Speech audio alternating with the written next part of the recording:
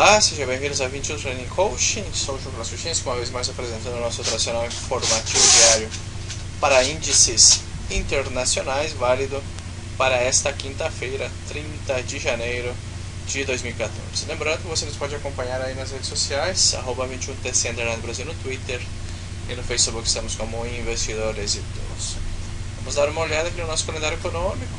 Temos uma quinta-feira na sessão europeia, 6 horas da matina, sempre hora de Brasília.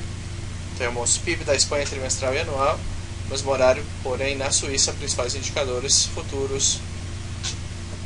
E às 6h55, taxa de desemprego na Alemanha. Seguimos às 8h10 na Itália, leilão dos bônus de 10 anos. Já na sessão americana, às 11h30, gasto real dos consumidores, índice de preços do PIB trimestral. Também pedidos de auxílio-desemprego e PIB trimestral nos Estados Unidos. Às 13 horas, vendas pendentes de casas naquele país. E na Nova Zelândia, vemos aqui às 19h45, sessão asiática, já balança comercial mensal e também anual. No Japão, às 21h30, gastos domésticos, IPC de Tóquio, IPC subjacente de Tóquio, e às 21h50, produção industrial mensal. E finalizando na Austrália, às 22h30, crédito do setor privado e índice de preços ao produtor, o famoso PPI. Muito bem, vamos começar então aqui com o Standard & Poor's.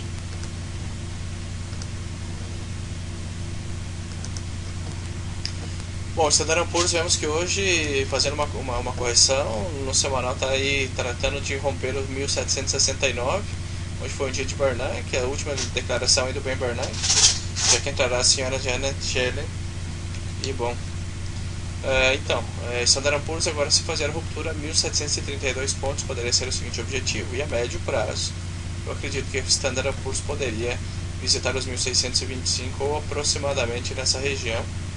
Seria a médio prazo. Então vamos esperar que faça a ruptura no diário, importante suporte, a última tentativa nessa região, repicando aí com tudo. Veremos se agora rebotará, repicará com força, ou se andará realmente fazendo o teste ou a ruptura dessa LTA, suporte, e virá até os 1734 pontos. Bom, seguimos, vamos com o Nasdaq. Bom, este Nasdaq vemos que também chegou o suporte aqui dos 3.444 pontos no semanal. Fazer a ruptura 3.350 poderia ser o seguinte objetivo em um weekly para este Nasdaq. No diário vemos aqui um BR Sancho, o padrão de continuação baixista, porém em pleno suporte. Aqui é a zona de compradores, veremos se oferta, aqui é a zona de oferta, né, onde os compradores poderão efetuar ofertas contrárias. Então veremos se o poder vendedor terá forças para romper. Tudo isso é psicologia do mercado. Terá força para romper e testar essa LTA. Uma vez que o faça, os 3.360 poderão ser o seguinte objetivo. Também poderia repicar, já veremos, pendentes dessa ruptura no Nasdaq. Já o Dow Jones, vemos que executando com muita força esse lower high, pivô de baixa no diário, a ponto de romper este suporte no semanal. Próxima parada 15.300 aproximadamente. O diário rompendo já o suporte, tratando de romper também essa LTA, e SMA 200 períodos poderia ser o seguinte target nos 15.520 pontos. Seguimos com os europeus, vamos pelo DAX 30. O DAX 30 também executando lower high, pivôzinho de baixa no diário. Vemos que no semanal já apresentando uma correção ainda ordenada, poderia apresentar um pivô, porém tem zona fluida, e os 9.000 pontos, nível psicológico, serão o divisor de águas aí deste DAX.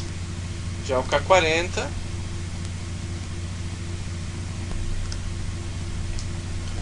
também apresentando o pivô de baixa no diário, testando importante suporte aqui nos 4.100, que havíamos comentado no nosso informativo anterior.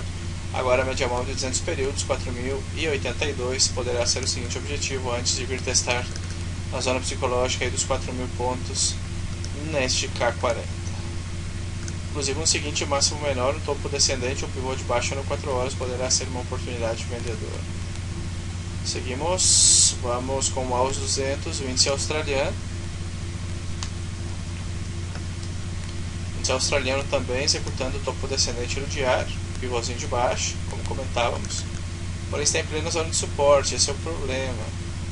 Nós temos pivô aqui, aqui não é um pivô, porém é uma zona de demanda, é uma zona de oferta de compradores, então é uma zona bastante complicada. Se fazer a ruptura aí sim o 5.043, porém não tem tanta fluidez já nesse aos 200 para pensar em um suporte semanal também. Vamos esperar a definição se irá repicar ou se realmente irá romper esta zona.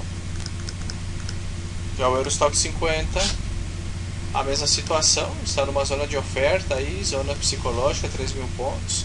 Se confirmar o breakout, 2.937, próxima parada. Um lower high no 4 horas poderá ser uma oportunidade de venda. Já o FTSE, o índice de Londres.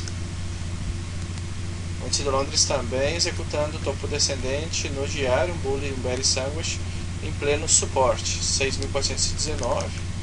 Se fazer a ruptura, aí sim o 6.380 poderia ser o seguinte objetivo.